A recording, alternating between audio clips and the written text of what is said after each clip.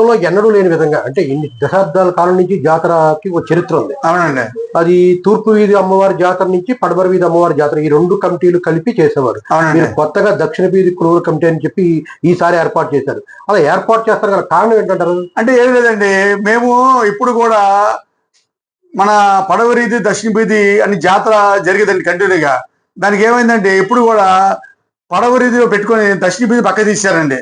దానికోసం ఏం చేశారంటే మేము ఆ కమిటీ వాళ్ళు అడిగామండి, ఏమైనా మా దక్షిణ వీధిని పక్క తీయండి, మీరు కలిసి చేసుకుంటున్నాం కదా, మా కమిటీ వాళ్ళని మా అందరిని కూడా అంటే మిగతా క్యాస్ట్ కూడా అంటే సర్వేజన్ అంటే మమ్మల్ని అవని వైశాఖం అవని యాదవులను అవని అలాగే వాళ్ళని కూడా ఒక ఇద్దరు కలిసి కమిటీలో మెంబర్ కింద కలుపుకోమని చెప్పాము.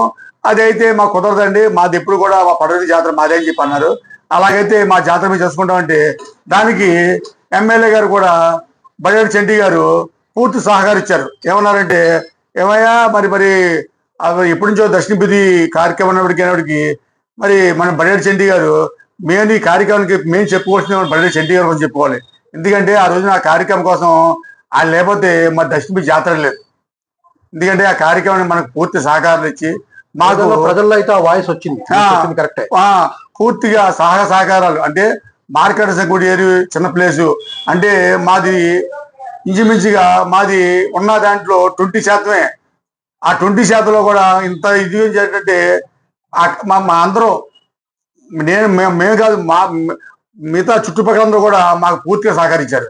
ఆ సహకరించడం వల్లే ఇవాళ సర్వేజన జాతర కమిటీ అంటే ఏంటి అన్నది మేము పూర్తిగా మా కమిటీ మేము కూడా ఇలా చూపించడానికి దమ్ముందంటే అదే కారణం అండి. అయితే జాతర బాగానే నిర్వహంగా జరిపారు, కానీ జాతర ఊరేగింపులో మీకు అన్యాయం జరిగింది, సాయంకాలం వరకు మీకు పర్మిషన్ ఇవ్వలేదని చెప్పి కూడా ఒక వాయిస్ నడుస్తుంది.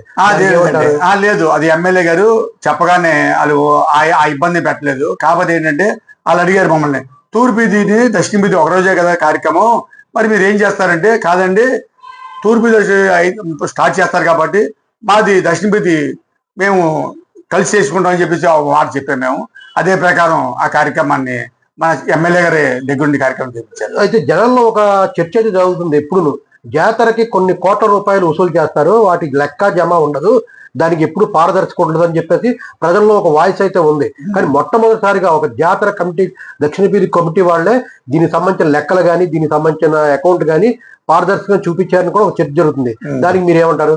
అంటే మరి అమౌంట్ ఇదివరకు జాతరలు ఇచ్చారు తెలుసు, ఎందుకంటే మేము పూర్తిగా మా మీద నమ్మకం ఉంది. ఇంచుమించుగా 108 to 109 మంది మాకేంటంటే ప్రతి ఒక్కరు 50,000 రూపాయలు అమౌంట్ ఇచ్చారు. మేము స్టార్టింగ్లో ఏమన్నామంటే ఆ 50,000 అమౌంట్ 10 మంది ఇస్తారు అనుకుని మేము అదేమో దాన్ని ఏంటంటే ప్రతి ఒక్కరు మా కమిటీ మీద నమ్మకంతో దాన్ని చాలా చాలా ముందుకు తీసుకెళ్ళిపోయారు. ఆ తీసుకెళ్ళడంలో అందరూ కూడా ప్రతి ఒక్కరు కూడా పాప చిన్నవాళ్ళని పెద్దవాళ్ళని చాలా ఇబ్బంది కూడా సరే ప్రతి ఒక్కరు కూడా అమౌంట్ తెచ్చి మాకు పూర్తిగా సహకరించారు.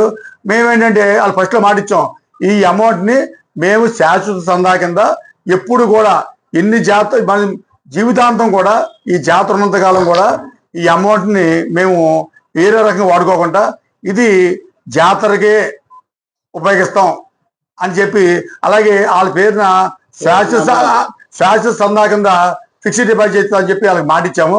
మేము 10 మంది అనుకున్న పేర్లు ఇవాళ 108, 109 మంది అయ్యారంటే నిజంగా మా మీద నమ్మకం, మా కమిటీ మీద నమ్మకంతో వాళ్ళు చేసుకుంటారు. వ్యాపారులు మీకు సహకరించారా? ఏమన్నా చందాల రూపంలో కానీ వాళ్ళ ఆర్థిక సహాయం రూపంలో? అందరూ కూడా ఫస్ట్ ఏంటంటే చాలా మంది ఏంటంటే 5,000, 10,000 ఇస్తున్నారు కూడా మా మీద నమ్మకంది, చిన్ని గారు మాది 50,000 రూపాయలు శాశ్వతంగా చేసుకోండి అన్నారు.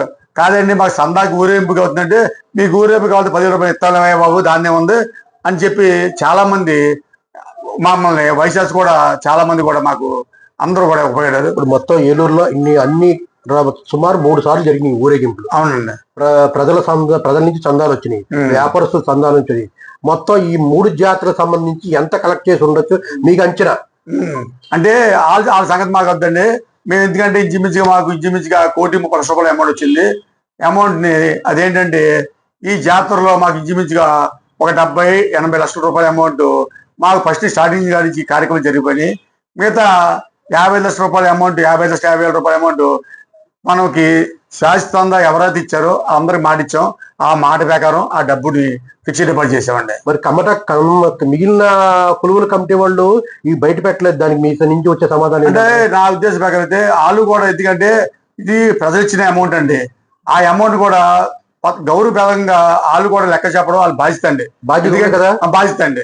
ఎందుకంటే మేమని కాదు, ఎందుకంటే మేమైతే ఏ రకంగా చూపించామో అందరూ కూడా చూపించడం అది బాధ్యత అండి. ఎందుకంటే మన సొంత సొమ్ము కాదు, ఇదంతా ప్రజలు ఇచ్చిన విరాళాలు.